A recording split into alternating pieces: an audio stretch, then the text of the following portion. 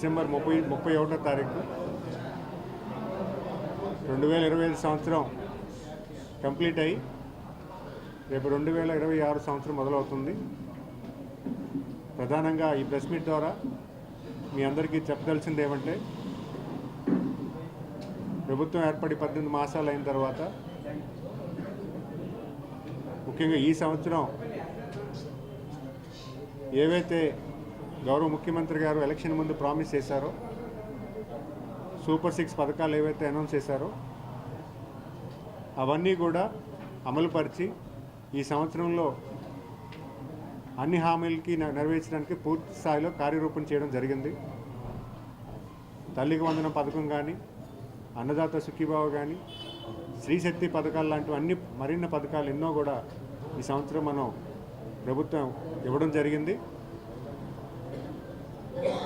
అంతేకాకుండా అభివృద్ధి కార్యక్రమాలు కూడా ఈ సంవత్సరం చేసుకోవడం జరిగింది. ఇరిగేషన్ ప్రాజెక్ట్స్ అన్నీ కూడా పునఃప్రారంభించడం జరిగింది.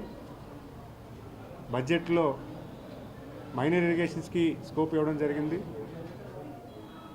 అలాగే పోలవరం ప్రాజెక్ట్స్కి బడ్జెట్ అలొకేట్ చేసి దాని పనులు చేయడం జరిగింది.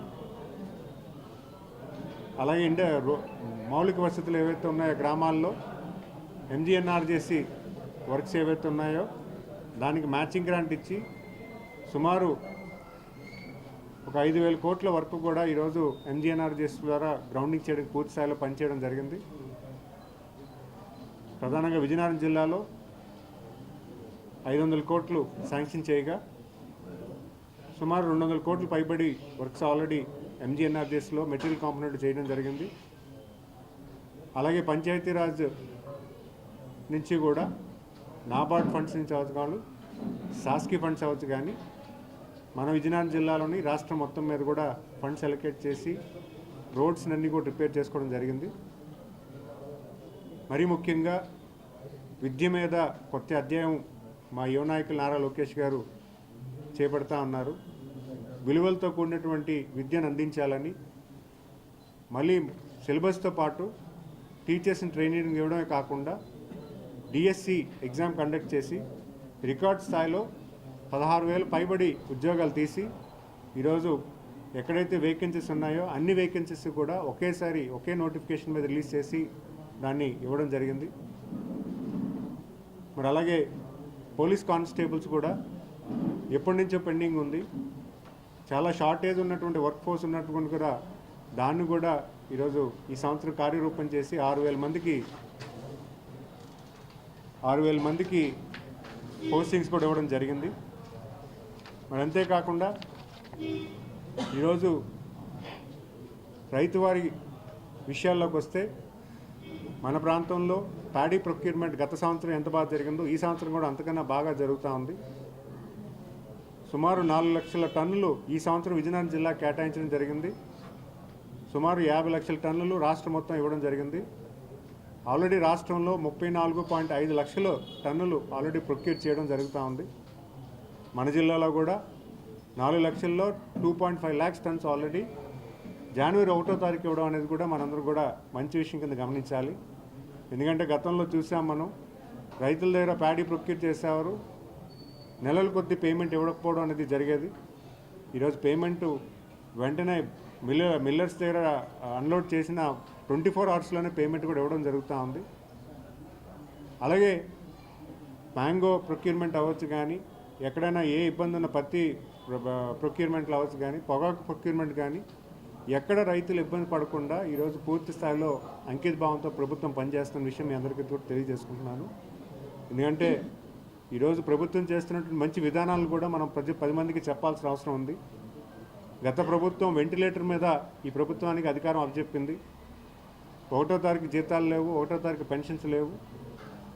అభివృద్ధి అనేది కనుమరుగు చేసినటువంటి గత పాలకులు ఈరోజు ప్రభుత్వం అప్పచెప్పిన తర్వాత సుదీర్ఘ అనుభవం ఉన్నటువంటి నాయకుడు మన చంద్రబాబు నాయుడు గారు ఎప్పుడు ఆంధ్రప్రదేశ్ సంక్షోభంలో ఉన్నప్పుడు ఆయనకు అధికారం అప్పచెప్పడం అనేది తెలుసు మనందరికీ.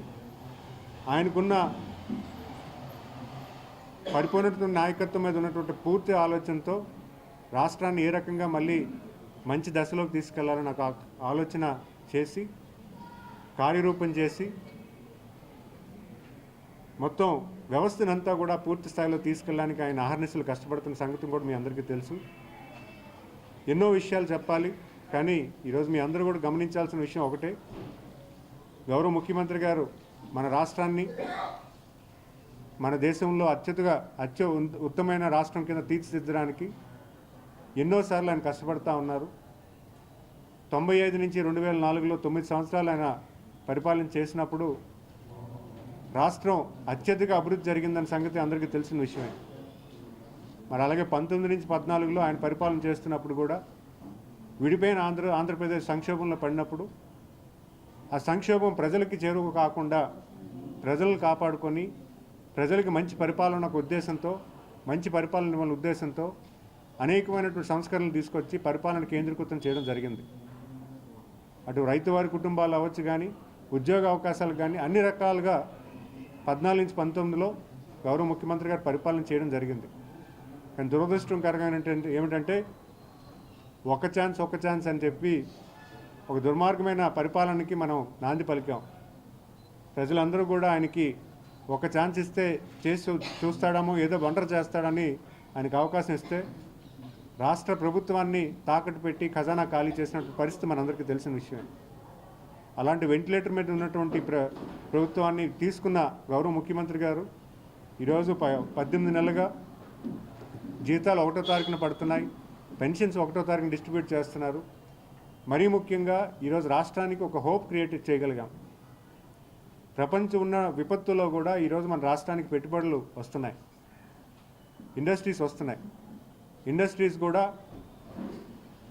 ఒక ఐటీలో లేటెస్ట్ టెక్నాలజీ ఏఏ మెథడ్స్లో ఏఏ హబ్గా విశాఖపట్నం తీర్చిదిద్దేలాగా, క్వాంటమ్ హబ్గా అమరావతిని తీర్చిదిద్దేలాగా, పెట్రోలియం హబ్గా ఒంగోలు పై పెట్టేలాగా, అలాగే ఆటోమేటివ్ హబ్గా అనంతపూర్లో పెట్టేలాగా, అలాగే స్పేస్ హబ్ కింద తిరుపతిలో పెట్టేలాగా, అలాగే ఒక క్లస్టర్ బేస్డ్ అప్రోచ్లో తీసుకొచ్చి అనేకమైన ఇండస్ట్రీస్ని తీసుకొచ్చి ఈరోజు మన రాష్ట్రంలో పెట్టడం జరుగుతూ ఉంది.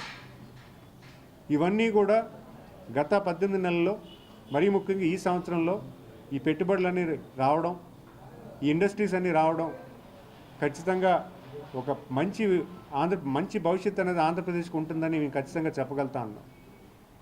ఎందుకంటే ఈరోజు గూగుల్ లాంటి ప్రముఖమైన సంస్థలు ఈరోజు వచ్చి విశాఖపట్నంలో 1,00,000 కోట్ల పైగా ఈరోజు పెట్టుబడి పెడుతున్నారంటే కేవలం ఇక్కడ ఉన్నటువంటి ప్రభుత్వ విధానాలను కూడా నేను చెప్పాలి. ఏ రాష్ట్రానికి లేదు ఒక డేటా సెంటర్ మీద పాలసీ, ఏ రాష్ట్రానికి లేదు ఒక క్వాంటమ్ కంప్యూటింగ్ మీద ఒక పాలసీ, ఏ రాష్ట్రానికి లేదు ఒక డిఫెన్స్ క్లస్టర్ మీద ఒక పాలసీ. అలాగే ప్రతి ఇండస్ట్రీకి కూడా ఒక 23 క్లస్టర్స్ 23 పాలసీలు రిలీజ్ చేసి ఆ పాలసీల ద్వారా పెట్టుబడులందరినీ కూడా ఆకర్షితం చేసి రాష్ట్రంలో వాళ్ళు పెట్టుబడి పెడితే ల్యాండ్ ఇవ్వడం, మరి అలాగే వాళ్ళు పెట్టినటువంటి పెట్టుబడులకి ఇన్సెంటివైజ్ చేసి వాళ్ళని మన రాష్ట్రంలో పెట్టుబడి వచ్చేలాగా మనం అందరూ కూడా కార్యరూపం చేయడం జరిగింది. మరీ ముఖ్యంగా ఈ మొదటి సంవత్సరంలో, ఈ వచ్చేటువంటి కొత్త సంవత్సరంలో కూడా వచ్చినటువంటి ఇండస్ట్రీస్ని గ్రౌండ్ చేయాలి. అలాగే వచ్చినటువంటి ఇండస్ట్రీస్ని కూడా వేగవంతంగా ఆపరేషన్స్ చేయడానికి కూడా ఒక ప్రణాళికబద్ధంగా మేము యాక్షన్ చేసుకుని వెళ్తున్నాం. మరీ ముఖ్యంగా టూరిజంని కూడా పెద్ద ఎత్తున అట్రాక్ట్ చేస్తున్నాం. ఈరోజు మన ప్రజానికం అందరూ కూడా, ప్రతి ఒక్కరూ కూడా ఒక మంచి విషయం ఏంటంటే అందరూ కూడా టూరిజంలోకి వెళ్ళాలి. ప్రతి ఒక్కరు కూడా పర్సనల్గా టైం స్పెండ్ చేద్దాం, పిల్లలు బయటకు తీసుకెళ్దాం, ఫ్యామిలీ బయటకు తీసుకెళ్దాం అని ఒక ఆహ్లాదకరమైన వాతావరణంలో అందరూ స్పెండ్ చేయాలన్న ఆలోచన రావడం కూడా మంచి విషయమే. దానికి అనుగుణంగా మన ఇన్ఫ్రాస్ట్రక్చర్ లేకపోవడం వల్ల పక్క రాష్ట్రాలకు ఎక్కువ మంది వెళ్తున్నారు. మన రాష్ట్రంలో కూడా ఒక మంచి టూరిజం పాలసీ డిఫైన్ చేయమని చెప్పి గౌరవ ముఖ్యమంత్రి గారు చెప్పగానే టూరిజం డిపార్ట్మెంట్ కూడా చాలా సింప్లిఫై చేసి ఎవరైనా టూరిజం ద్వారా ఎవరైనా పెట్టుబడులు పెడతానంటే, ఇండస్ట్రీస్ పెడతానంటే, హోటల్స్ పెడతానంటే, రిసార్ట్స్ పెడతానన్నా కూడా ఒక మంచి పాలసీ రిలీజ్ చేసి చాలా ఇన్వెస్ట్మెంట్స్ రావడం జరిగింది. ఇవన్నీ కూడా ఎందుకు చెప్తున్నామంటే మన రాష్ట్ర ప్రగతి కోసం ఇవన్నీ కూడా ఒక ఫ్యాక్టర్స్. యునైటెడ్ నేషన్స్ 17 ఫ్యాక్టర్లో అభివృద్ధిని క్యాల్కులేట్ చేస్తుంది. ఆ 17 ఫ్యాక్టర్లో హెల్త్ ఎలా ఉంది, ఆరోగ్యం ఎలా ఉంది, ప్రివెంటివ్ హెల్త్ కేర్ ఎలా ఉంది, చైల్డ్ ఎడ్యుకేషన్ ఎలా ఉంది, పౌష్టికాహారం ఎలా ఉంది, అలాగే హెల్త్ ఇండెక్స్ పరిపూర్ణంగా ఆరోగ్యమైనటువంటి హ్యూమన్ ఇండెక్స్ ఎలా ఉంది, హ్యాపీ ఇండెక్స్ అండ్ ఇవన్నీ కూడా ఏంటంటే ఒక 17 ఫ్యాక్టర్లలో మనకి అభివృద్ధిని కొలిచే విధానం. మన అభివృద్ధి చెందుతున్న దేశం, ఈ అభివృద్ధి చెందిన దేశంలో కూడా ఈ ఫ్యాక్టర్స్ డిఫైన్ చేస్తాయి. ఈ ఫ్యాక్టర్స్లో గత పాలక చేసిన నిర్వీణం వల్ల దేశంలో అట్టడుగు స్థాయిలోకి మనం వెళ్ళిపోయాం. ఈ ఫ్యాక్టర్స్ అన్నీ కూడా స్ట్రెంథన్ చేస్తూ ఎప్పటికప్పుడు అధికారులను సూచిస్తూ సలహాలు ఇస్తూ గౌరవ ముఖ్యమంత్రి గారు గత 18 నెలలుగా మరీ ముఖ్యంగా ఈ సంవత్సరంలో అనేకమైనటువంటి విధి విధానాలు మార్చి ఈరోజు ముందుకెళ్తున్నాం. ప్రతి 3 నెలలకు ఒకసారి ఒక కలెక్టర్ కాన్ఫరెన్స్ పెట్టి కలెక్టర్ కాన్ఫరెన్స్లో కలెక్టర్స్ గైడెన్స్ ఇచ్చి కలెక్టర్ ఎలా పనిచేస్తున్నారు, ఏ రకంగా పనిచేస్తున్నారని ఎక్కడా లేనట్టు విధంగా మన రాష్ట్రంలో జరుగుతూ ఉంది. గత పాలకులు ఒకటే కలెక్టర్ కాన్ఫరెన్స్, ఆ కాన్ఫరెన్స్ పెట్టారు, ఆ బిల్డింగ్ కూల్చేశారు. ఆ తర్వాత కలెక్టర్స్ కాన్ఫరెన్సే పెట్టలేదు. ఈరోజు కలెక్టర్స్ కాన్ఫరెన్స్ పెట్టి జిల్లాలో అడ్మినిస్ట్రేషన్ మానిటర్ చేయడం, మంత్రులు ఏం చేయాలి, శాసనసభ్యులు ఏం చేయాలి, అలాగే ఏ రకంగా అయితే మనం ప్రజలకి మంచి పరిపాలన అందించగలమని పూర్తి స్థాయిలో గౌరవ ముఖ్యమంత్రి గారు కార్యాచరణ చేస్తున్నారు. అదేవిధంగా ఈరోజు రాష్ట్రంలో ప్రతి ఒక్కరు కూడా ఒకటే మనవి చేసుకుంటున్నాను. ఈరోజు కూటమి ప్రభుత్వం వచ్చిన తర్వాత ప్రజలతో మమేకమై ఈరోజు ముందుకు వెళ్తున్నాము. ఈరోజు రాష్ట్రంలో ఉన్నటువంటి ప్రతి అంశాన్ని కూడా చాలా సీరియస్గా తీసుకొని గవర్నింగ్ తీసుకొస్తున్నారు. ఏ సమస్య వచ్చినా కూడా వెంటనే పరిష్కారం వచ్చేలాగా ఈరోజు గౌరవ ముఖ్యమంత్రి గారు పనిచేస్తున్నారు. ఎక్కడా లేనట్టు విధంగా రియల్ టైం గవర్నెన్స్ అని తీసుకొచ్చారు. రియల్ టైం గవర్నెన్స్లో ఏ ఇష్యూ వచ్చినా కూడా దానికి ఆటోమేటిక్గా స్పందించాల్సిన ఆఫీసర్స్ అందరికీ కూడా ఈమెయిల్ పంపించి పలానా ఇష్యూ పలానా చోటు వచ్చింది, మీరు డైరెక్ట్గా మీరు అడ్రస్ చేయాల్సిన అవసరం ఉందని ఒక రియల్ టైం గవర్నెన్స్ తీసుకురావడం జరుగుతూ ఉంది. అంతేకాకుండా వాట్సాప్ గవర్నెన్స్ తీసుకురావడం జరిగింది. అనేకమైన సర్వీసెస్ గతంలో మనకు తెలుసు, గౌరవ ముఖ్యమంత్రి గారు ఈ సేవను మొదలుపెట్టారు. అప్పట్లో చిన్న చిన్న సర్వీసెస్ ఆఫీసర్ చుట్టూ తిరగకూడదని ఈ సేవ మొదలుపెట్టినప్పుడు అప్పుడు చాలామంది హాస్యాస్పదంగా మాట్లాడారు. అప్పుడు ఈ సేవే మీ సేవ ఈరోజు వాట్సాప్ సర్వీసుల ద్వారా చాలా సర్వీసెస్ ప్రజలకు చేరువయ్యేలాగా ఈరోజు ప్రభుత్వం పనిచేస్తూ ఉంది. సుమారు 700 పైబడి సర్వీసెస్ ఏవైతే ఉన్నాయో ఆల్రెడీ వాట్సాప్ గవర్నెన్స్లో ఇవ్వడం జరుగుతూ ఉంది. ఇవన్నీ కూడా ఈ సంవత్సర కాలంలో ఇవన్నీ చేయడం జరిగింది. ఇవన్నీ కూడా ప్రజలందరికీ మీ ద్వారా తెలియజేసుకుంటున్నాను. ఎందుకంటే ప్రతి అంశం మీద ప్రభుత్వం ఈరోజు పనిచేస్తూ ఉంది. అటు సంక్షేమ కార్యక్రమాలు అవ్వచ్చు, అభివృద్ధి కార్యక్రమాలు అవ్వచ్చు, అన్ని వేళల్లో కూడా ప్రజలకు చేరువయ్యే పరిపాలన ఈరోజు గౌరవ ముఖ్యమంత్రి గారు చేస్తున్నారు. ఆయన ఎల్లప్పుడూ కూడా ఏ రకంగా మనం అభివృద్ధి కలవర్చాలి, ఏ రకంగా ప్రజల్లోకి తీసుకువెళ్ళాలి. ఈరోజు సెల్ఫ్ ఎంప్లాయ్మెంట్కి కూడా కార్యరూపం చేయడానికి కూడా గౌరవ ముఖ్యమంత్రి గారు పెద్ద ఎత్తున కార్యాచరణ చేశారు. గతంలో మనం ఐటీని ఎలాగైతే ప్రమోట్ చేశారో ఈరోజు ఒక వ్యాపారవేత్తను కూడా ప్రతి కుటుంబానికి ఒక వ్యాపారవేత్తను తీసుకురావాలని కూడా గౌరవ ముఖ్యమంత్రి గారు ఆలోచన చేస్తున్నారనే సంగతి కూడా మీకు తెలిసిన విషయం. దానికి అనుగుణంగా ఏం చేయాలి, ఎటువంటి వ్యవస్థని మనం తీసుకువెళ్ళాలి. ఇప్పుడు మనకు ఉన్నటువంటి అగ్రికల్చర్ ప్రొడ్యూస్లో 30% మన రాష్ట్రానికి జీడిపి అగ్రికల్చర్లో వస్తుంది. ఈ అగ్రికల్చర్ జీడిపి వచ్చినటువంటి ప్రొడ్యూస్ని అంతా కూడా వాల్యూ ఎడిషన్ చేసి దేశ విదేశాలు పంపించాలి. మన ప్రాంతం వాళ్ళకి ఒక మెరుగైన ప్రొడ్యూస్ ఇవ్వాలి. వచ్చినటువంటి మిగిలిన ప్రొడ్యూస్ అంతా కూడా దేశ విదేశాలు ఇస్తే ఖచ్చితంగా ఒక వాల్యూ ఎడిషన్ వస్తుంది. రైతువారి కుటుంబాలందరికీ కూడా ఆదాయం డబుల్ చేయడానికి కూడా గౌరవ ముఖ్యమంత్రి గారు పనిచేస్తున్నారు. చాలా అంటే సిస్టమేటిక్ అప్రోచ్ ఆయన ఒక నిర్ణయం తీసుకొని 1 ఫ్యామిలీ 1 ఆంటర్‌ప్రెన్యూర్ అన్నారంటే దాని వెనకాతల బోల్డ్ అంత వ్యవస్థ పనిచేస్తూ ఉంది. ఏ రాష్ట్రంలో కూడా ఇలాంటి ఆలోచన లేదు. ఈరోజు మన రాష్ట్రంలో క్లస్టర్ బేస్డ్ అప్రోచ్ తీసుకొచ్చారు. క్లస్టర్స్కి ప్రతిపాదిస్తూ ఎస్ఎంఈ ఇండస్ట్రీస్కి క్లస్టర్స్ని ఇవ్వడానికి 300 కోట్లు కూడా శాంక్షన్ చేయడం జరిగింది. దానికి కూడా కార్యరూపం చేస్తే భవిష్యత్ కాలంలో వస్తుంది. అలాగే ప్రధానమంత్రి ఎంప్లాయ్మెంట్ జనరేషన్ ప్రోగ్రామ్ ద్వారా స్వయం ఉపాధి పొందడానికి సుమారు 300 కోట్లు గతంలో శాంక్షన్ చేసాం. లాస్ట్ ఇయర్ సుమారు 5,000 యూనిట్లు అయ్యాయి. అలాగే ఈ సంవత్సరం కూడా అంతే సక్సెస్ఫుల్గా రన్ అవుతుంది. గౌరవ ముఖ్యమంత్రి గారు మేము ఒకటే రిక్వెస్ట్ చేశాము, ప్రధానమంత్రి ఎంప్లాయ్మెంట్ జనరేషన్ ఎలాగైతే సక్సెస్ఫుల్గా చేయగలుగుతున్నాం సార్, అలాగే చీఫ్ మినిస్టర్ ఎంప్లాయ్మెంట్ జనరేషన్ కూడా మీరు పరిగణలోకి తీయగంటే వెంటనే సార్ కూడా లేదు మనం కూడా చేద్దామని దానికి ఒక 200 crores బడ్జెట్ కూడా ప్రతిపాదన చేసి రిక్వెస్ట్ చేయడం జరిగింది. దానికి కూడా కార్యరూపం చేసి ఎటువంటి ఇండస్ట్రీ పెట్టేవాళ్ళు, చిన్న చిన్న పరిశ్రమ పెట్టేవాళ్ళు వాళ్ళకు కూడా ఇన్సెంటివైజ్ చేయాలన్నది గౌరవ ముఖ్యమంత్రి గారి ఆలోచన. పెద్ద ఇండస్ట్రీస్ 20 లక్షలు పైబడి ఉన్న ఇండస్ట్రీసే కాదు, ఒక ₹1,00,000 నుంచి 20 లక్షలు పెట్టిన సర్వీస్ ఇండస్ట్రీ అవ్వచ్చు, కానీ ₹1,00,000 నుంచి 50 లక్షల వరకు వచ్చినటువంటి మ్యానుఫ్యాక్చరింగ్ ఇండస్ట్రీ అవ్వచ్చు, కానీ వీటికి కూడా ఇన్సెంటివైజ్ చేయడానికి కూడా సింప్లిఫై చేసిన విధానం గౌరవ ముఖ్యమంత్రి గారు చేస్తున్నారు.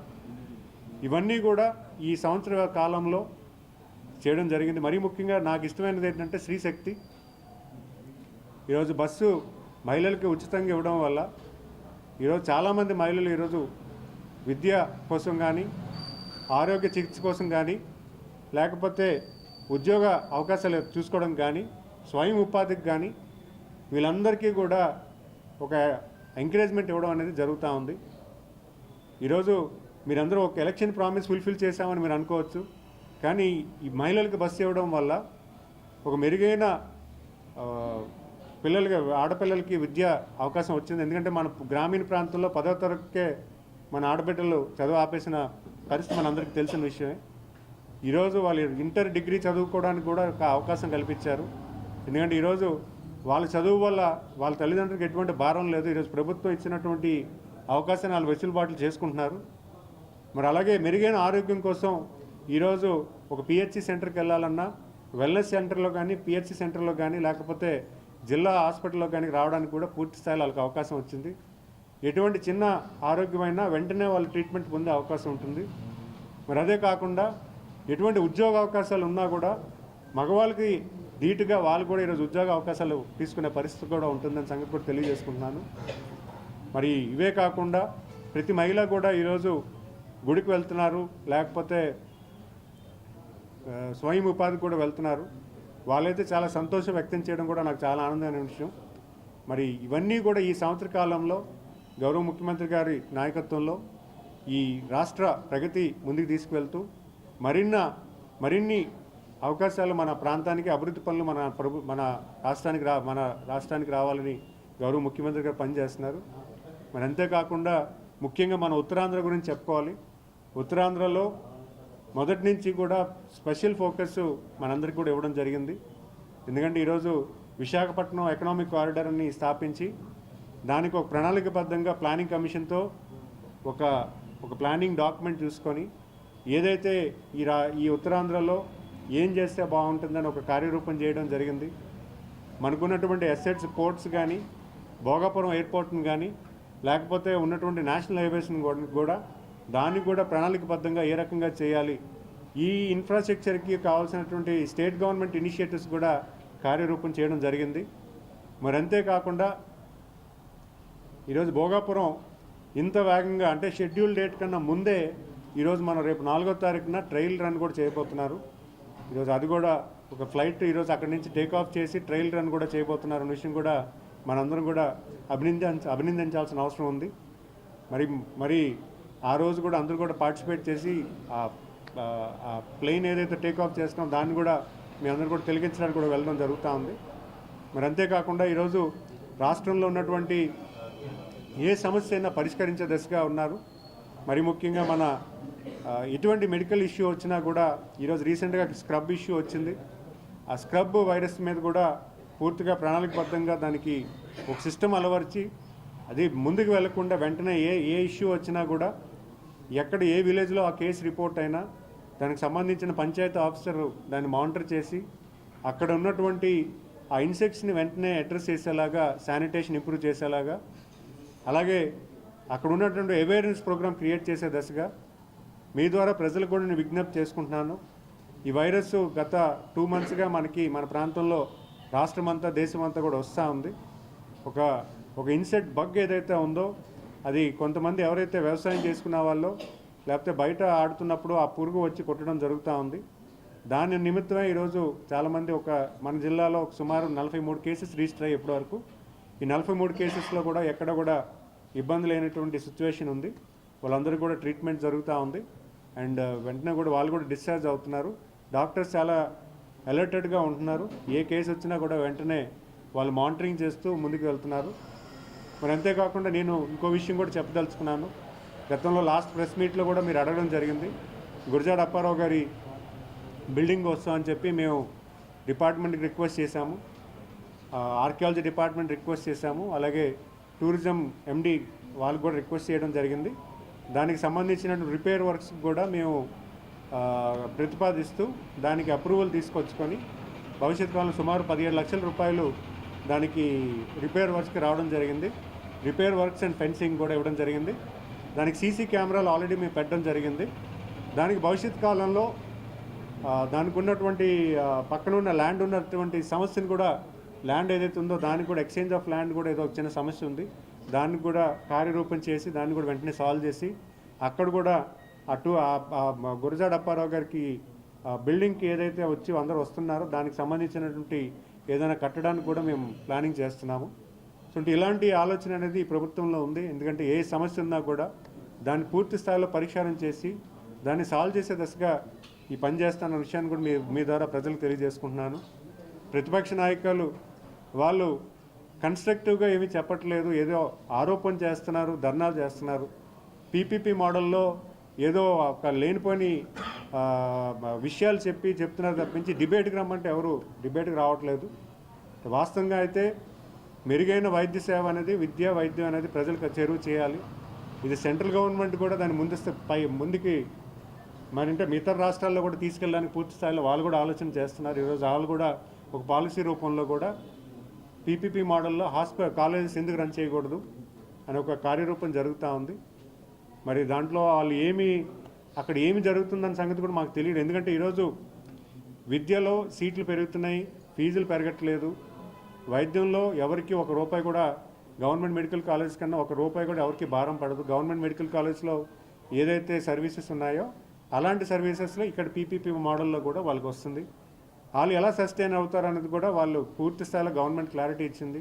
ఎక్కడా కూడా క్లియర్ ఇన్స్ట్రక్షన్స్తో కూడా పూర్తిగా వాళ్ళు టెండర్ ప్రాసెస్ పిలవడం జరిగింది, వాళ్ళు పార్టిసిపేట్ చేస్తున్నారు. ఆ విధానం కూడా ప్రజలకి అనుమానం క్రియేట్ చేసి, అపోహలు క్రియేట్ చేసి ఒక తప్పుడు విధానం ప్రతిపక్ష నాయకులు చేయడం అనేది చాలా హాస్యాస్పదంగా ఉంది. మరి ఏదైనా కూడా కరెక్ట్గా అయినటువంటి ఆరోపణ ఆయన చేయలేకపోతున్నారు. ఎందుకంటే వాళ్ళకి తెలుసు వాళ్ళ గవర్నమెంట్లో వాళ్ళు ఏమీ చేయలేని పరిస్థితుల్లో ఈరోజు ఈ ప్రభుత్వం చేస్తున్న విధానాన్ని వాళ్ళు అభినందించలేక, తట్టుకోలేక ఏదో ఆరోపణకు మాత్రమే వాళ్ళు చేయగలుగుతున్నారు. పైపచ్చి వాళ్ళు కూడా ఎవరైతే ఇండస్ట్రీస్ వస్తున్నారో, ఎవరైతే ఈ మెడికల్ కాలేజ్ పెడదాం అనుకుంటున్నారో వాళ్ళని బెదిరించడం కూడా చాలా విడ్డూరంగా ఉందంటే, ఎవరైనా ఇక్కడికి వచ్చి డెవలప్మెంట్ చేసే వాళ్ళు కూడా వీళ్ళు డిస్కరేజ్ చేస్తున్నారంటే ఆంధ్రప్రదేశ్ పట్ల, ఆంధ్ర ప్రజానికం పట్ల వాళ్ళకి ఎటువంటి ఆలోచన ఉందన్న సంగతి కూడా మీరు అర్థం చేసుకోవాలి. ఎందుకంటే ఈరోజు మన రాష్ట్రం విడిపోయిన ఆంధ్రప్రదేశ్, అవకాశాలు, ఇండస్ట్రీస్, ఎంప్లాయ్మెంట్ అంతా కూడా తెలంగాణలో ఉండిపోయింది. అనేకమైన సంస్థలన్నీ కూడా ఉండిపోయాయి. 14 నుంచి 19లో గౌరవ ముఖ్యమంత్రి గారు చాలా కాలేజెస్, ఇన్స్టిట్యూషన్స్ మన రాష్ట్రానికి తీసుకురావడం జరిగింది. మీరు చెప్పొచ్చు ట్రైబల్ యూనివర్సిటీ కానీ, లేకపోతే ఎయిమ్స్ కాలేజ్ కానీ, ఎంబీఏ కాలేజ్లో కానీ, లేకపోతే మన మంగళగిరిలో ఎయిమ్స్ ఉంది, తర్వాత ఐఐఎం ఉంది, ఐఐటి ఉంది, అలాగే విట్స్ వచ్చింది, అలాగే ప్రైవేట్ కాలేజ్ని కూడా తీసుకొచ్చి ఈరోజు రాష్ట్ర రాజధానిలో పెట్టడం జరుగుతూ ఉంది. అలాగే ఇన్స్టిట్యూషన్స్ని కేంద్ర ప్రభుత్వ తాలూకు ఆఫీసెస్ని కూడా ఇక్కడ పెట్టడం జరిగింది. మరి వాళ్ళు ఏమీ లేకుండా ఏమీ ఆరోపణ చేస్తారో నాకైతే అర్థం కావట్లేదు. ప్రజలైతే మాత్రం పూర్తి స్థాయిలో మా కూటమి ప్రభుత్వంతో కలిసి నడవడానికి పూర్తి స్థాయిలో ఉంది. ఎందుకంటే ప్రతి విషయంలో కూడా వాళ్ళకి అర్థమయ్యేలా మేము చెప్తున్నాం, కన్విన్స్ చేసుకుంటున్నాం, ముందుకు తీసుకెళ్తున్నాం. ఎందుకంటే ఈరోజు రాష్ట్ర ప్రభుత్వానికి P4 విధానం అనేది గౌరవ ముఖ్యమంత్రి గారు కూడా ఎప్పుడు చెప్తూ ఉంటారు. పబ్లిక్ ప్రైవేట్ పీపుల్ పార్ట్నర్షిప్, ప్రజలు కూడా పరిపాలనతో కలిసి నడుస్తేనే అభివృద్ధి అనేది మనకి వేగవంతం అవుతుంది. ప్రజలు కూడా ఈరోజు పరిపాలనలో మమేకం అవ్వాలి. ఏ సమస్య వచ్చినా కూడా దాన్ని పూర్తి స్థాయిలో తీసుకువెళ్ళాలి. మనకు తెలుసు గౌరవ ముఖ్యమంత్రి గారు 99లో జన్మభూమి అని పిలుపునిచ్చినప్పుడు ఆయన ఇచ్చినటువంటి పిలుపు మీద చాలా రోడ్లు కూడా మనం ఫామ్ చేసుకున్నాం. ప్రజలు వాళ్ళకు ఉన్నటువంటి గ్రామ సమస్యలు అవ్వచ్చు, గ్రామ చిన్న చిన్న రోడ్స్ అవ్వచ్చు, అప్పుడే ఆయన పెద్ద ఆలోచన చేసి చేయడం జరిగింది. అంటే మన ముఖ్యమంత్రి గారికి ఉన్నటువంటి ఆలోచన ఎక్కడా ఉండదు. ఎందుకంటే ఆయన ఆలోచన ఎప్పుడు కూడా విజనరీ. ఆయన ఆలోచిస్తే ఖచ్చితంగా దాన్ని ఇంప్లిమెంట్ చేసే దశగా ఉంటుంది. సో ఆయన చేస్తున్నటువంటి ప్రతి ప్రయత్నంలో కూడా మనం కూడా భాగస్వామ్యం అవుతే ఆంధ్రప్రదేశ్కి, ఆంధ్ర ప్రజానికానికి, అలా యువతకి మంచి భవిష్యత్తు ఉంటున్న సంగతి మీ అందరికి కూడా తెలియజేసుకుంటూ, మరి ఏమైనా క్వశ్చన్స్ ఉంటే చెప్తున్నాను. పెన్షన్ విధానం చాలా